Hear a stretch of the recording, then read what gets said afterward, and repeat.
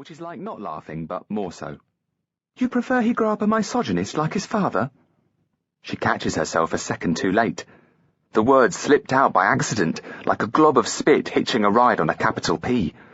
They drip down Dad's cheek, and for the first time since we've sat down, she looks him straight in the eye, pretending not to see it, hoping he hasn't noticed it. Grow up. If he has noticed, he doesn't show it. Don't you mean misogynist? He gulps back another hunk of beef as a reward for his trick and leans across the table to plant a kiss on Mum's cheek. She recoils at his touch, like the sea from the ugly pebble beach in Brighton where we used to go on holiday. We don't go on holiday anymore. Mum says being on holiday is a state of mind. Oh, come on, Lou. He's not so bad. Sometimes my parents will talk about me like I'm not here. This is called the third person. I think that's why they haven't had any more children, because they're used to me being the third person. Dad has been doing it more and more lately. Is everything all right? It's the waitress. On closer inspection, she is almost pretty. If you were to describe a pretty girl to one of those police composite artists that they have in American TV shows, she is what you might get. All of her features are correct, but somehow they don't link up properly, like they don't belong together. Her hair is fuzzy, as though it's been drawn with a 2B pencil. She is frustrating to look at, like a wonky picture, so I don't. I'm starting to notice these things, which makes me think that perhaps I am my father's son after all. My parents beam at her as though she's the sun, and they are solar-powered. I notice that Dad doesn't look directly at her either. Are you needing for anything? Just the recipe, says my mum, who doesn't cook. And how's that number 28? She flashes me her teeth. They aren't quite white.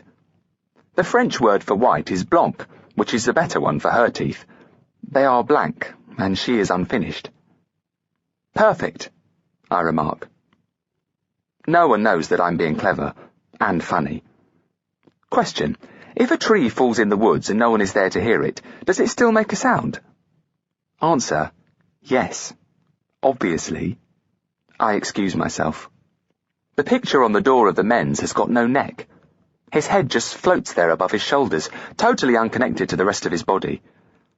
I decide to use the disabled Lou instead, because the only thing strange about this man is that he's sitting down, which I find more relatable than having been decapitated. I open the door by taking my middle finger and pressing as hard as I can down on the part of the handle closest to the doorknob until the blood pools under my fingernail and my palm starts to ache.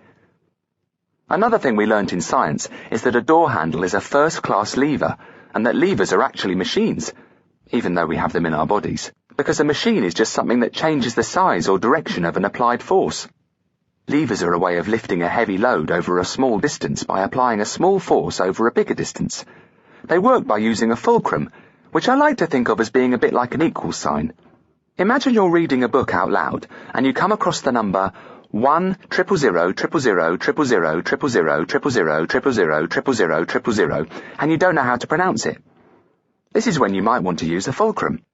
So instead of struggling with such a heavy load, you could just call it a billion, which takes a bit longer to say, but is easier than knowing the word quadrillion.